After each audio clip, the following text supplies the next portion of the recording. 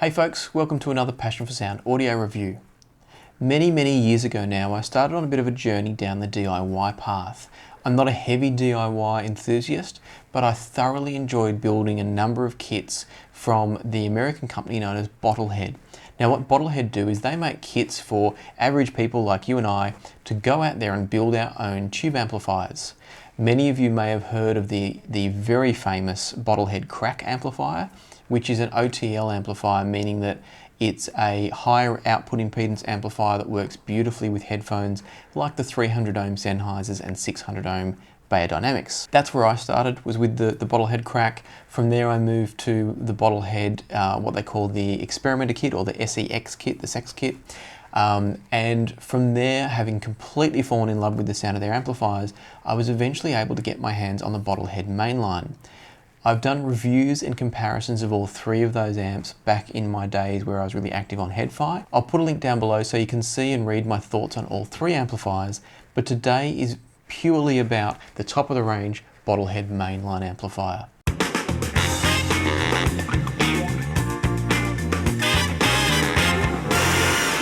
Now before I talk about the amp, I just want to remind everybody about the giveaways coming up. At the end of February, I'll be making a draw for the Ibasso DC01 and Ibasso DC02 giveaway. So if you want to be in the running to win one of those, all you need to do is make sure you subscribe, hit the like button on this video, and leave me a comment down below as to whether you'd like to win the DC01 or the DC02. Of course, if you'd like extra chances to win, do jump down below, check out the link through to Patreon and see how our patrons can get extra chances to win these giveaways. So when you get a kit like this from Bottlehead, what you're getting is a whole lot of pieces. You get a plastic bag and it's got all the different components you need in it. Even the wooden base that you see here is delivered to you in pieces. Now that may sound a bit challenging for some people, but I can assure you that it's not a difficult process if you take your time and you follow the instructions. The way Bottlehead's system works is that you get an extremely thorough and comprehensive manual that steps you through absolutely piece by piece of the amplifier, and so you can really make a project of it. You can enjoy the process, and over one day, if you really want to sit down and focus on it, or a couple of nights or a couple of days, bits and pieces here and there, you can end up with an incredible performing amplifier for what is, in the scheme of things, a very budget price based on the performance levels that we're talking about here. So to put that in perspective, the Bottlehead Mainline kit, so when you're buying it and it's all the pieces, retails for $1,300 US or $12.99 from the Bottlehead website. I'll put a link down below so you can click through and have a look at that if you'd like to. It sounds like a lot for a kit you have to put together. $1,300 is not a cheap amplifier. But what I can tell you is the end result performs way beyond what that price tag suggests. And I'll get to the sound a little bit later, but I just want to make sure it's clear. You're getting an amplifier that is well and truly worth more, but you're getting it cheap because you're going to build it yourself. That's also going to provide plenty of fun and a certain emotional connection to the amplifier that you would never get if you just bought it off the shelf. The other thing that it being a kit allows you to do is really customize the amplifier, not just in terms of the components you might choose to swap in and out, but also in terms of the look and the feel. You can paint the bass, you can stain it, you can just oil it like I have with mine. There are so many different choices you can make in terms of how your finished amplifier looks. In the case of my Mainline, I also actually went to the trouble of getting the aluminium plate, which is normally just a simple brushed aluminium. I got that anodized at a local anodizer, and hence the blue look of it. So normally when you get a Bottlehead Mainline, it's going to be plain silver, just a brushed aluminium. It looks great. Many of them are finished with nothing being done to the top plates, and they look fantastic just as they are. I just chose to get it anodized because I was looking for something a bit custom.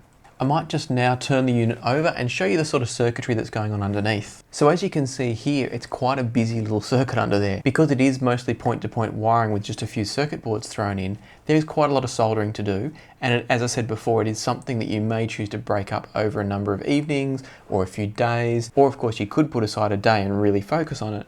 But the end result is you're going to be doing a fair bit of soldering. The good news is none of it is particularly difficult soldering. So if you've got some experience with a soldering iron, this is actually an achievable outcome for you. I should also point out these two great big red capacitors here are additions that I made after building the amplifier. The standard output capacitors or coupling capacitors are quite a bit smaller. And this was an upgrade that I chose to make down the track, which is one of the great beauties of the Bottlehead amplifiers. You've got the ability, once you understand the circuit, to come back in and make modifications and improve the sound, tweak the sound, and find what suits your personal taste the best.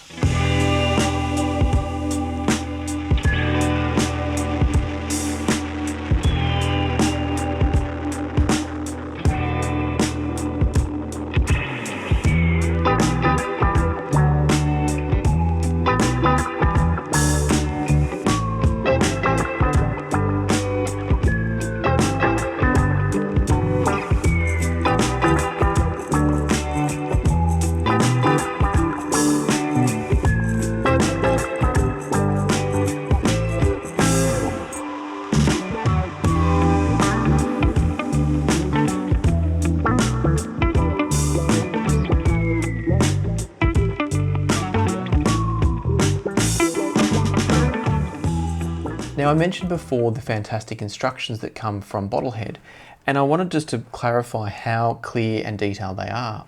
You may notice here on the back of the top plate that there are numbers written in various places. Hopefully you can see them from there. So the instructions go so far as helping you to go through and even number every component, think about how you're going to approach the process. So if you're not familiar with DIY kits, it is going to hold your hand the whole way through the process. And that's what makes this such a great offering, is that you're not taking any risk by buying a DIY kit from Bottlehead. You're going to get the result if you follow the instructions, and that's fantastic. Okay, so I've turned it back over now, and I just want to talk a bit about the design and the compatibility, and then I'll talk about the sound quality of the Bottlehead Mainline amplifier. In terms of design, the Mainline does have a balanced output, and it does drive the headphones balanced, but it only has single-ended inputs, and that's about having a cleaner, simpler circuit, which is often a benefit over a balanced circuit where you do have to have more going on, and that can actually overcomplicate the circuit. I've heard it said before by experts in the industry that a digital circuit should be as complicated as possible and an analog circuit should be as simple as possible. Now that's obviously a huge generalization, but the point being, the less pieces you have in the path for the audio in the analog stage, the better you're likely to get the sound.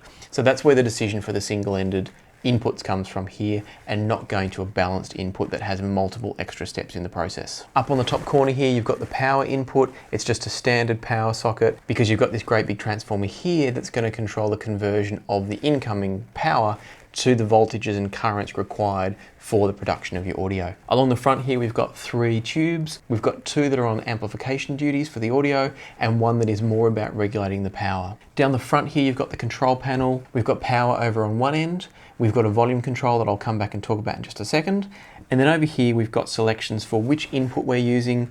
We've got the ability to choose between the balanced or the single-ended output. Now I should mention both outputs work constantly. It's a question of whether you're sending a balanced signal or a single-ended signal to them.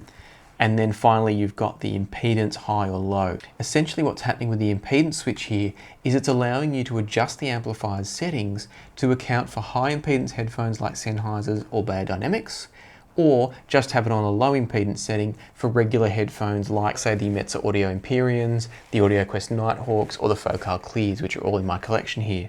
So I use it most of the time on low impedance, but it's great that you've got that ability to move it to high impedance to get the most out of the amplifier, both in terms of power, but also getting that slightly more OTL high output impedance sound with the high impedance headphones. And I'll talk again a bit more about that later on. Back to the volume control here. The volume control uses a stepped attenuation approach, and that means that each of these switches is applying a different resistor to the circuit. It's a much cleaner, much better system than your traditional volume pots that often bring in noise and channel imbalance into the sound. One of the things that's quite nice, but it's also sometimes a little bit frustrating with this design, is that you've got 2 controls. You've got the coarse and the fine control. The coarse control jumps up in steps of 9 decibels at a time, and the fine control jumps up in steps of 1.5 decibels at a time. So the idea being that you get the sound roughly correct with the coarse control, and then you just do fine adjustments with the fine control. As I said, it's a great system in terms of it's very clean from a sound point of view. There's no channel imbalance. It's excellent in that regard. The way I find it slightly annoying is that sometimes you'll find that you're on a certain setting for the coarse control, and maybe you're right at the edge of the fine control. So you're right down here at -7.5, or you're right up here at 0 dB. And the only way to then change it is you've actually got to go all the way back to the other end and choose the next setting on the coarse control. So that is a little bit annoying, but having said that, if you're not regularly having to change the volume, which in most occasions with modern audio, you won't have massive variations between one album and the next, with a few obvious random exceptions, but generally speaking, it's not a huge issue that you're using all the time. It's just something that is a slight drawback of this design. But in my opinion, it's probably worth it for the benefits that it brings to the sound quality. One other thing I should mention before I put this down is each of the amplification tubes is covered with a little guard. Now this guard is to prevent noise from getting into the circuit, so it's going to prevent your RF noise from Wi-Fi, Bluetooth, any other power noise that's going on in the vicinity of the amplifier. Now I've briefly touched on compatibility of the amplifier in the use of the low impedance and high impedance switch. Just to take that a bit further, the Mainline is a headphone amplifier. I wouldn't describe it as an earphone amplifier. Unlike something like the Mastrop THX789 amplifier or the SML SP200 amplifier, you're not going to plug IEMs into this to run them effectively.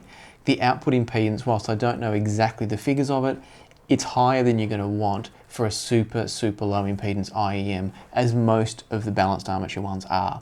So if it's a 9 ohm, 16 ohm, somewhere in that range IEM, you wouldn't think about driving it off this. It'll do an okay job. The noise floor is not very high, so you're not going to hear buckets of hiss, but the sound signature may be slightly affected by the output impedance. Very much the Mainline is designed as a headphone amplifier, and in that regard, it's going to drive pretty much any headphone I've ever tried it with. So whether it's a lower impedance, simple dynamic headphone like the AudioQuest NightOwls, or a planar magnetic headphone. I've driven the Audeze LCD2s with this, the HE500s from Hi-Fi Man. I've driven the Audeze Empyreans, which they love this, and basically any other headphone you could think of that's in that mid-impedance range, say from 30-something ohms up to 100-something ohms. They're all going to be really comfortable running on low impedance for this amplifier. As I already alluded to, there's also the high impedance setting that allows you to drive Sennheiser HD800s, HD650s, Beyerdynamic T1s. Any of those high impedance cans will also be very happy running from the Mainline.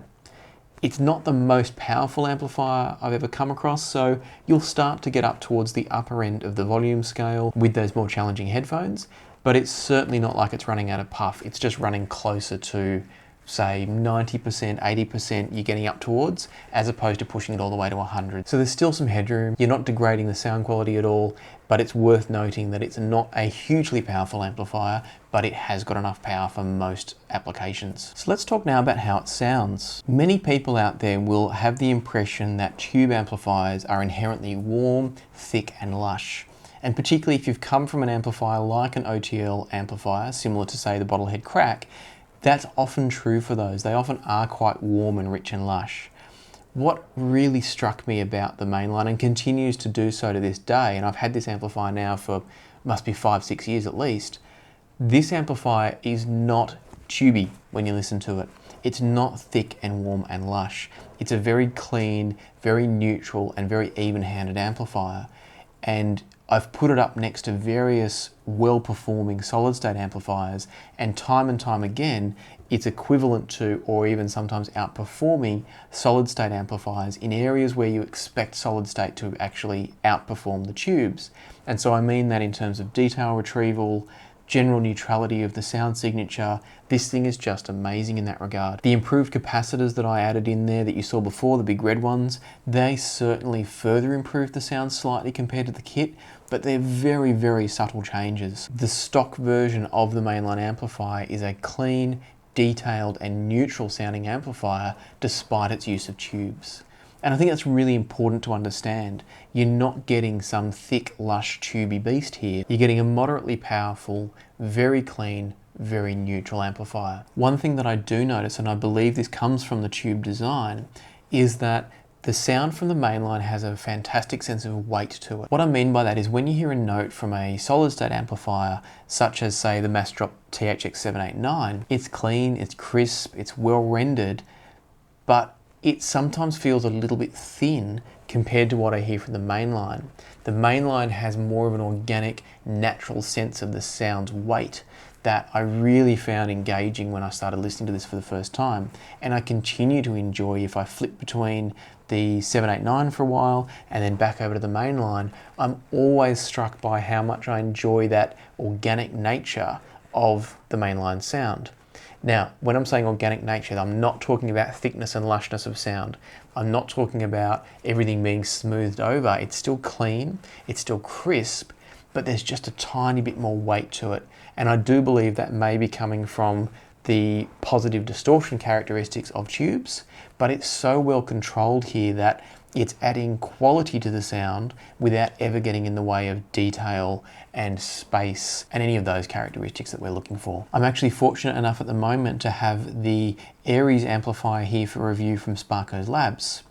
And I have to tell you straight away that it is an incredible amplifier. It's also nearly twice the price of the Mainline and pure solid state, as you'd expect from someone like Sparko's that makes op amps. So for me, it was really interesting putting them side by side when we're talking about a $2,500 US solid state amp versus a $1,300 US kit tube amp. I was very interested to hear how this really stacked up against the Aries. And I was incredibly surprised at what I heard. The Aries probably still has a slight edge in clarity and detail retrieval, but they were absolutely neck and neck in all other ways. And I had to really listen to hear the differences. It wasn't like I flipped from one to the other and went, oh yeah, that's obvious. It was very much a case of putting them on and thinking, is there a difference here? What am I hearing differently? Going back and forth, listening to the same music to try and hear the subtle differences between the two. And I use that example as a way of highlighting just how neutral and clean the Mainline is and how much it sounds like a great solid state amp as much as it's a great tube amplifier. So hopefully at the end of all this, what you're taking away is that if you're interested in DIY, if you've got the ability to handle a soldering iron and the patience to put aside a fair few hours to build this step by step, this can be one of the most rewarding audio kits you will ever purchase. It will perform well with probably every headphone you ever put it with. It's very neutral, it's very clean. So again, it's not going to negatively influence the sound and cause some headphones to sound great and others to not sound great. It literally is a fantastic all-rounder at a price point for the performance that is just impossible to match. So again, if you're looking for something different, if you're looking to have an experience of building your own amplifier and forming an emotional attachment with that amplifier as a result, I cannot recommend the Mainline highly enough. There's a reason I've had this amp for so long. In the hobby that we're all in, many of you will be very familiar with the fact that most people tend to turn over gear quite often. There's that excitement and joy of trying new gear and hearing things differently. But no matter what I've ever tried, I have never ever felt like I wanted to depart from the Mainline. And that's why it's still in my system to this day, whereas pretty much every other thing I had at the time that I got this, I no longer have in my collection. It's moved on one way or another as I've found things that are newer and better and different. Even having the probably slightly better Sparko's Labs Aries amplifier here hasn't made me want to part with this at all. If anything, it's made me think, would I bother buying an Aries when I've already got the Mainline? And that's huge praise given how good the Aries is. And obviously stay tuned for that review so I can talk more about that. But back to the Mainline, it is just an incredible piece of kit. As I said before, I'll put a link down below so you can go and check out my written review of the Mainline and also the comparisons I made with the Bottlehead Sex kit and the Bottlehead Crack kit so that you can see A, what's involved in the soldering and how they stack up, but also hear a bit more of a comparison of the different sound qualities. I'll also put a link down below to Bottlehead's website, so if you're interested in checking out their kits, you can head over to the store and see what's available. As always, I'd like to send a huge thanks out to the patrons of Passion for Sound. Your support is very much appreciated and helps me continue creating videos like this. And just a quick reminder to everybody, if you're interested in that iBasso giveaway of the DCO1, the DCO2, do make sure you hit the subscribe button and let me know in the comments if you'd like to win the DCO1 or the DCO2. In the meantime, I hope you've enjoyed this video, found it useful, and I'll look forward to seeing you here next time on Passion for Sound.